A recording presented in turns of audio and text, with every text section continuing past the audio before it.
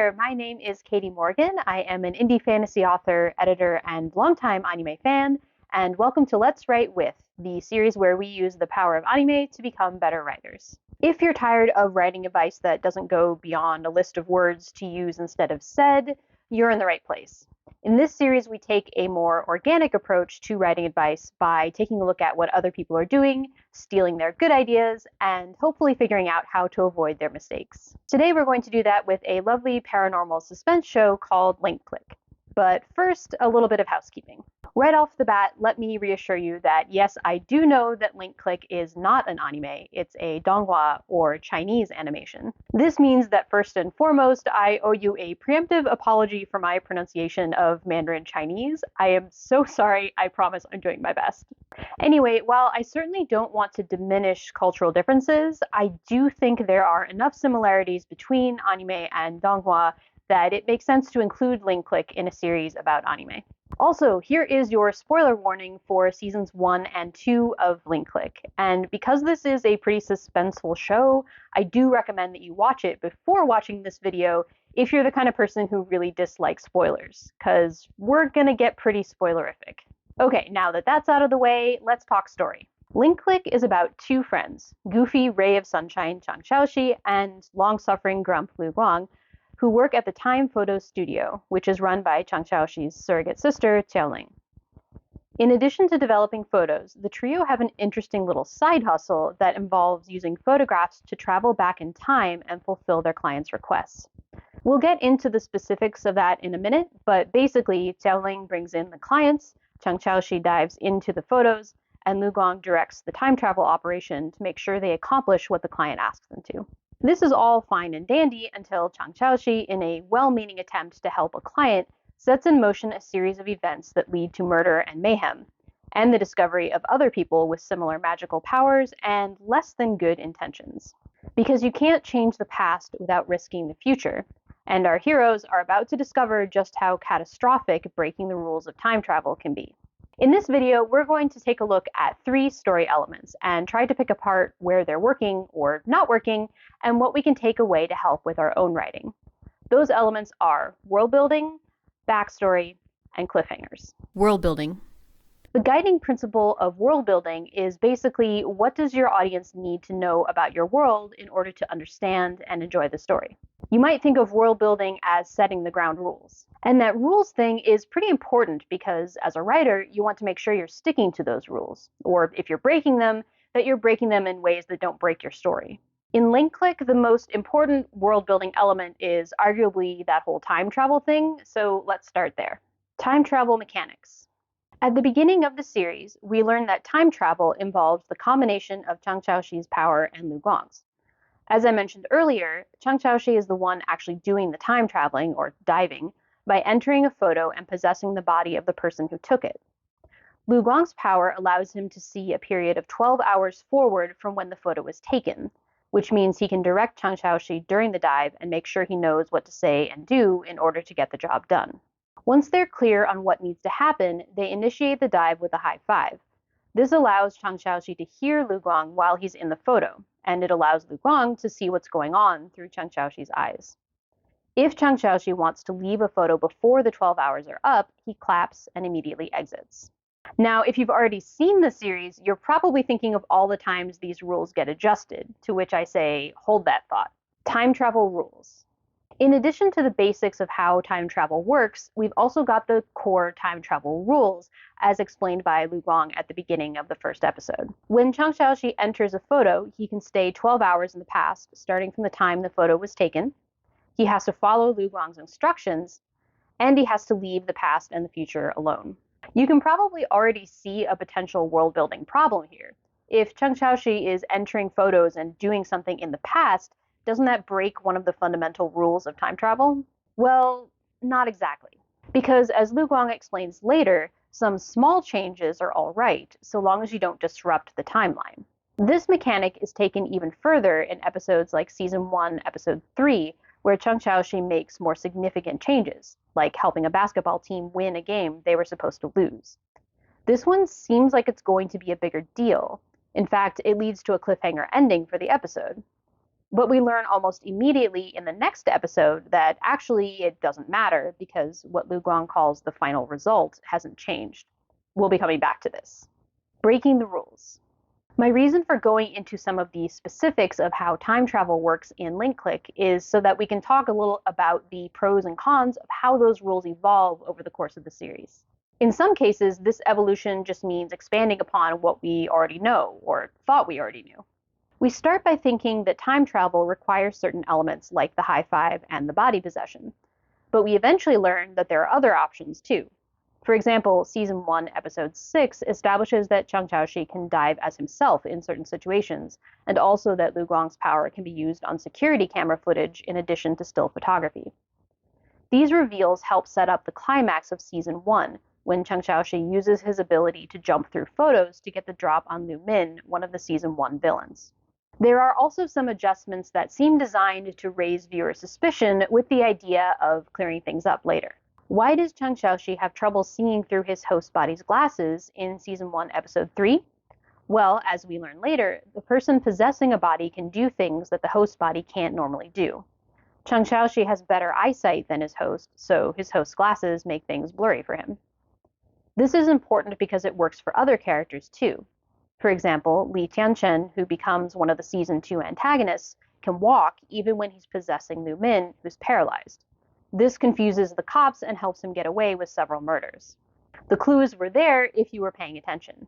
On the other hand, messing with rules can lead to confusion, or just several searches through the LinkClick Reddit threads in order to figure out what's going on.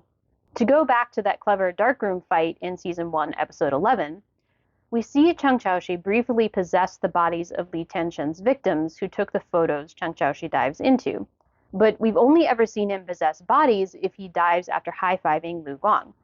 Whenever he's entered a photo on his own, he's always gone as himself.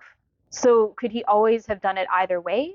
Is the high five unrelated to time travel and just a way for the boys to keep in touch during a dive? That seems likely given the flashback discussion in Season 1, Episode 9, but it's never clearly stated. We just see this aspect of time travel randomly change partway through the series. And remember that thing I mentioned about Lu Guang using security cameras to see during a dive? Well, he does it again during Season 2, Episode 2, only this time, no one is actively in a dive. So is this a skill that he can just use whenever he wants, even outside of the context of a dive? Or is the action in this sequence taking place during a dive and the narrative is just hiding that from us? My point here isn't that world-building rules should never be broken or adjusted, or that you need to water down the rules for the simplest members of your audience. But as a writer, it's a good idea to get clear on why you're making the world-building choices you're making. Is your fictional world complicated because that's what's required to tell the story? When the rules change or get expanded upon, does that make sense based on what you've set up previously? When you withhold information, are you building tension that you intend to pay off, or are you just forgetting to fill in the details? Sending your audience scrambling to the internet for information can be fun, but you probably don't want to make it a necessity in order to understand the mechanics of your world. Writing takeaways on world building. 1. World building is vital no matter what kind of story you're telling, but it doesn't have to be difficult. The important thing to ask yourself is, what does your audience need to know in order to understand and engage with the story? And how can you provide that information in an interesting way? 2. The rules of your world certainly can be broken, but it's worth asking yourself why you want to break them and how you're going to do it. Are you expanding on something you've set up before, or are you just feeling like you need to switch things up because you've written yourself into a corner? If it's the latter, a rewrite might be a better idea. 3. There's no need to dumb things down for your audience, but it is a good idea to consider whether they can get all the info they need about your world directly from your story. Leaving your audience confused about how things work is a big risk that you don't really need to take if you plan your world building more carefully. Backstory. Backstory is a tricky one. It's important for your audience to understand where your characters came from and how their experiences shape who they are today. But at the same time, we probably don't need to know absolutely everything they've been doing for the last 20 years. I'd say the best rule of thumb here is to include just what your audience needs to understand about why your characters are acting the way they are. LinkClick is an interesting case because in some ways it does backstory really well, and in other ways it leaves us completely in the dark. The abandoned child. Chang Xiaoxi is probably the character we get to know best in terms of backstory and motivation.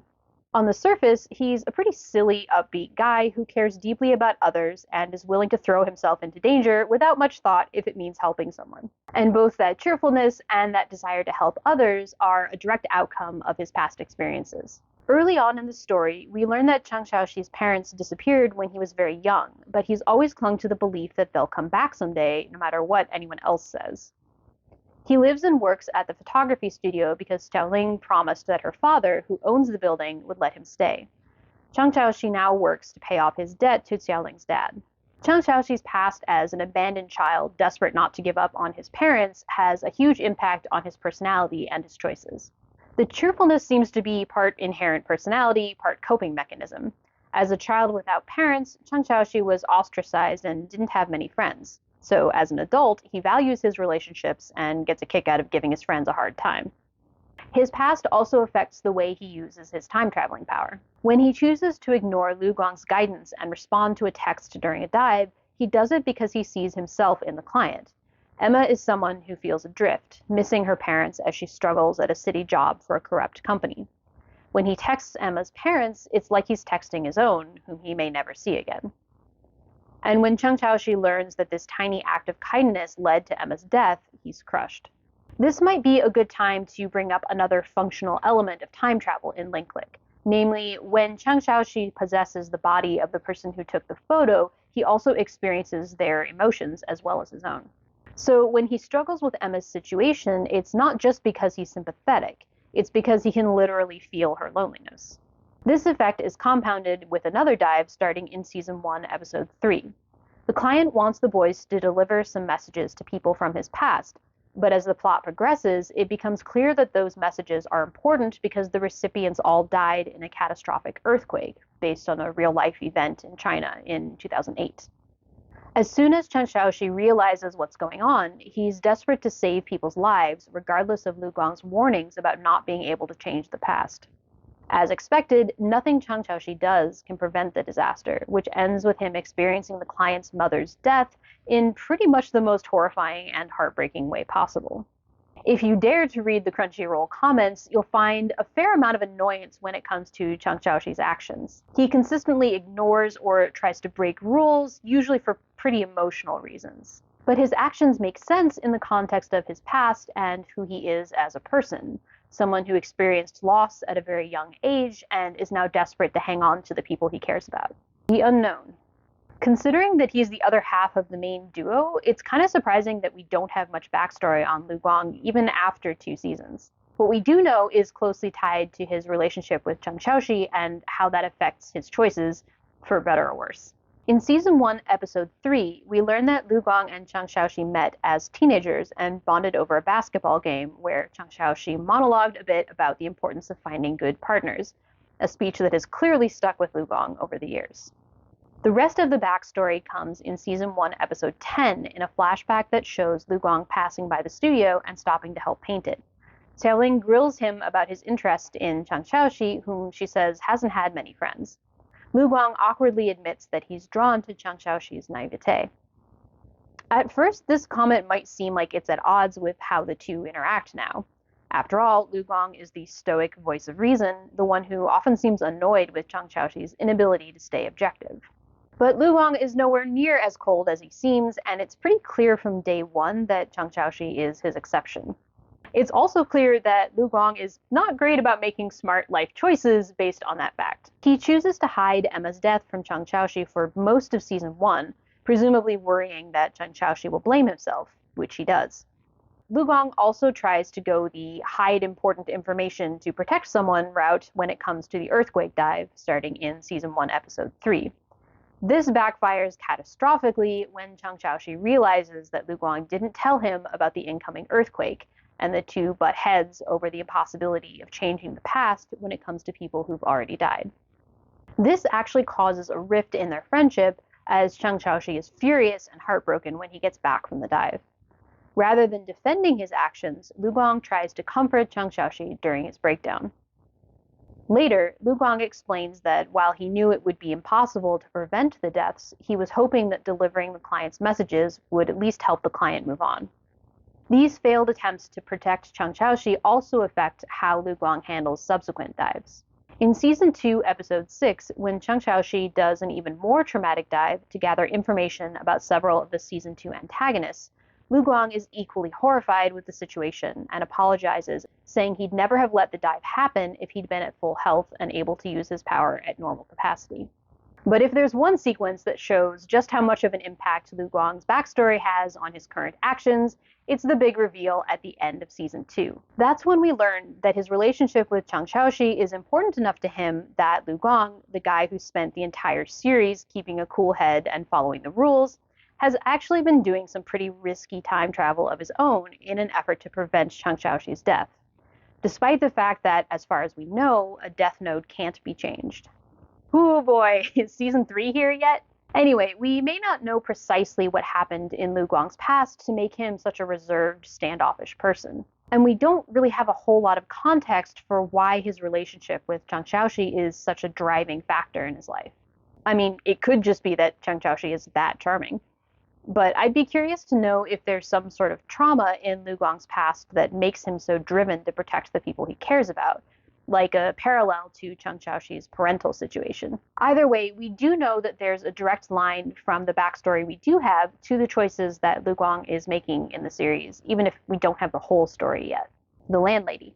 The third member of our trio is Xiaoling, resident landlady and Chang Chaoshi's surrogate sister. Like Lu Guang, we don't know a whole lot about her backstory beyond her relationship with Chang Chaoshi, but that's a pretty good place to start. Xiaoling and Chang Chaoshi grew up together, and their relationship appears to have always been an endearing combination of bickering and emotional support. Even when no one else believed that Chang Chaoshi's parents would come back, Xiaoling had faith.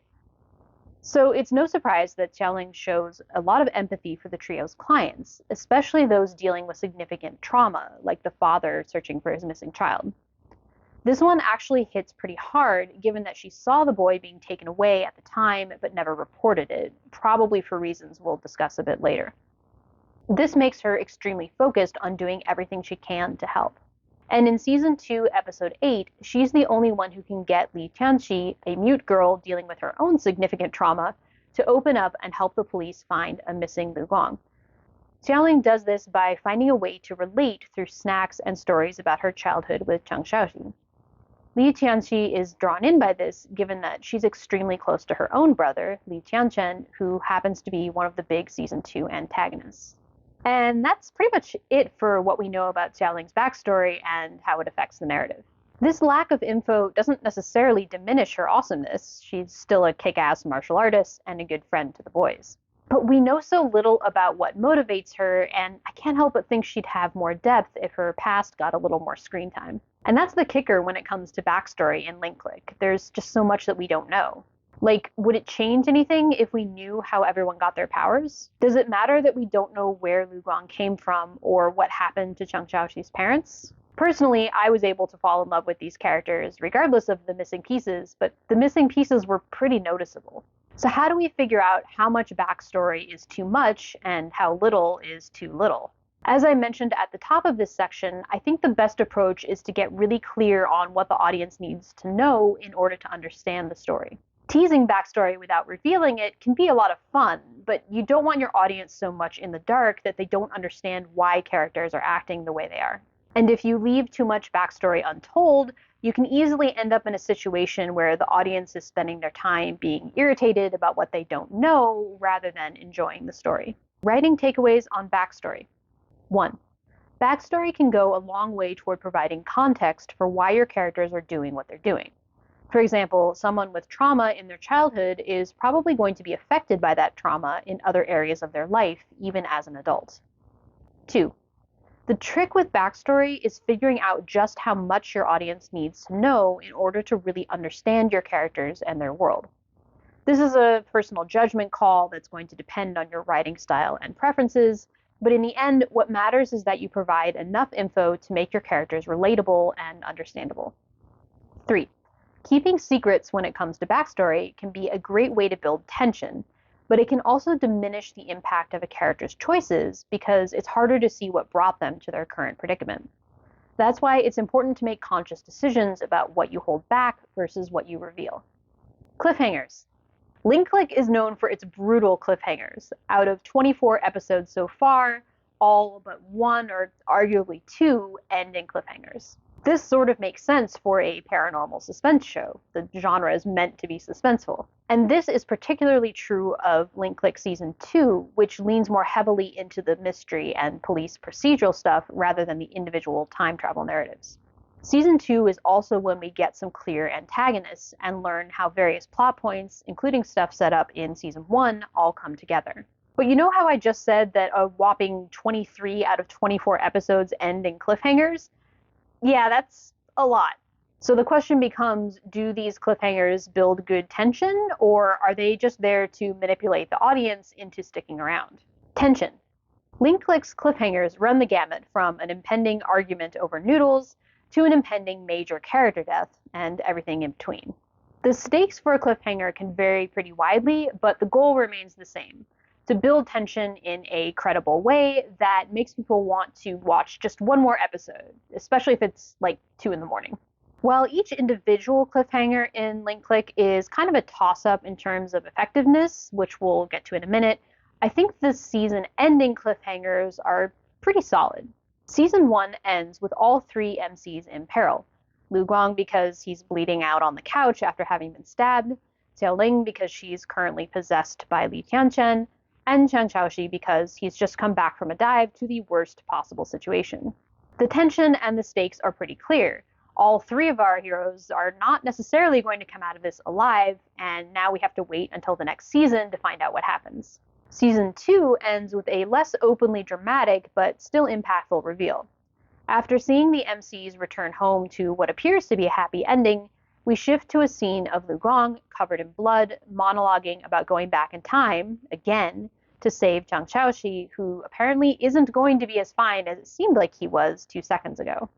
This one arguably comes out of nowhere. It's a little disconnected from the previous scene, but it's still a shocker that does a good job of setting up tension for Season 3. There are some decent episode-to-episode cliffhangers as well. Season 1, Episode 1 ends with Lu Guang hiding Emma's death from Chang Xiaoxi. Season 1, Episode 8 ends with the trio getting a mysterious and threatening phone message. Season 2, Episode 1 ends with Officer Chen Bin falling off the hospital roof for unknown reasons. These are all important plot points that keep you watching to find out how and why things happened the way they did. Classic cliffhanger goodness. However, the trouble with using cliffhangers as an audience retention tool is that if you're not careful, they can get pretty exhausting and less effective. If everything is a shocking twist, then nothing is a shocking twist. You risk losing the impact and your audience's trust. Manipulation. The first whiff of manipulation comes with the Season 1, Episode 3 cliffhanger. This is the dive where Chang Xiaoxi changes the outcome of a basketball game. This may not seem like a big deal, but keep in mind, up till now, we've been told that significantly changing the past is a huge no-no. And we've seen how even the smallest change can royally screw everything up, like when Chang Xiaoxi's text leads to Emma's murder. So when Chang Xiaoxi makes what seems like a bigger change, we're expecting a bigger consequence. Except Season 1, Episode 4 opens with a flashback where Lu Guang explains that actually you can change small things, so long as you don't disrupt a larger, more important node. Which means that what seemed like a big issue at the end of the previous episode is shown to be no big deal at the beginning of the next one. This is a recurring problem with a lot of Click's cliffhangers. They set up a dire situation that's resolved really quickly in the next episode, rendering all that tension kind of pointless. Chang Xiaoxi runs into a past version of Xiaoling during a dive at the end of Season 1, Episode 6, but he books it right away in the next episode, and no one follows him or does anything about it. I suppose you could argue that this one does have consequences later if you buy Chang Xiaoxi's argument that Xiaoling was so surprised to see him, she completely forgot about having seen the kidnapped boy. But in terms of the immediate payoff for the cliffhanger, the tension fizzles pretty quickly. At the end of Season 2, Episode 8, Chang Xiaoxi is nearly seen by a cop while possessing Lu Guang's body in a dive, but the cop gets called away almost immediately in the next episode, removing any potential impediment to Chang Chaoxi's escape. And the winner for the most manipulative resolution of a cliffhanger goes to Season 2, Episode 1, which includes a sequence where it appears that Lu Guang is dead. We see the shocked and heartbroken Chang Chaoxi when he hears the news, the brief moment where he considers messing with time to go back and save his friend, and the total breakdown when he enters the hospital room, only to see that, of course, Lu Guang isn't dead at all, and it was just a misunderstanding with Officer Chen Bin. I mean, if you're genre savvy, you probably knew Lu Guang wasn't dead, but still, it's kind of a lot to endure, even for some really sweet moments where it becomes clear how much Chang Chaoxi cares about Lu Guang. But Katie, you say, isn't all writing manipulative on some level? Aren't we always crafting a story in order to get a particular response out of our audience? Well, sure. Stories have particular structures and fall into particular genres because they're trying to provide a particular kind of experience. But cliffhangers are a kind of manipulation that can easily damage your reader's trust if you're not careful. Because the thing is, your audience almost certainly knows when they're being manipulated. In some cases, they're going to be totally fine with that because they know what they're getting into and they're excited to be along for the ride. But in other cases, they might be annoyed that you're clearly trying to build tension, but you're not paying it off in a cathartic way. Writing takeaways on cliffhangers. 1. Cliffhangers can be an extremely effective way to build tension and keep your audience coming back for more, assuming you build that tension in a believable way and ensure that the outcome matters. 2. That said, cliffhangers can go horribly wrong if the follow-through isn't there. You definitely don't want to earn your audience's animosity when they realize you've resolved the cliffhanger so quickly that nothing meaningful was ever at stake. 3.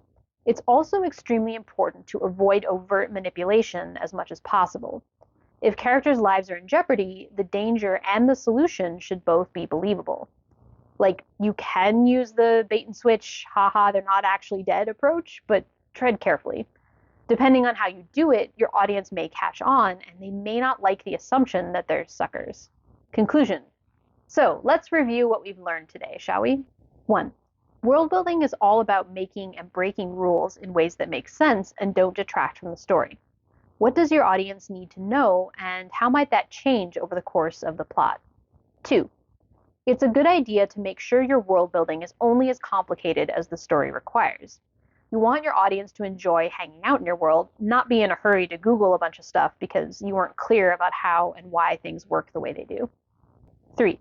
Digging into your character's backstory can be a great way to explore what's motivating them to take the actions we see them taking now. We're all heavily influenced by our past experiences, and fictional characters shouldn't be an exception. 4. It's important to make conscious decisions about what backstory you reveal versus what you keep hidden. Spending loads of time on what your MC did 17 years ago may bore your audience if it has no relevance to what the MC is doing now. But not including any backstory at all can make a character feel like a total enigma, making them harder to relate to. As with just about everything, balance is key. 5. Cliffhangers can be a super fun way to build tension and audience engagement. But keep in mind that if everything is a shock, it's basically the same as if nothing were a shock. In other words, use cliffhangers wisely. 6. I've said it before and I'll say it again. It's a good idea to be very, very careful when it comes to manipulating your audience. Readers are smart and tend to be extremely genre savvy. If you claim a situation is dangerous, but have your characters solve the problem in 5 seconds, you risk losing your audience's trust. And that's probably one of the worst things you can do as a writer. Tangent.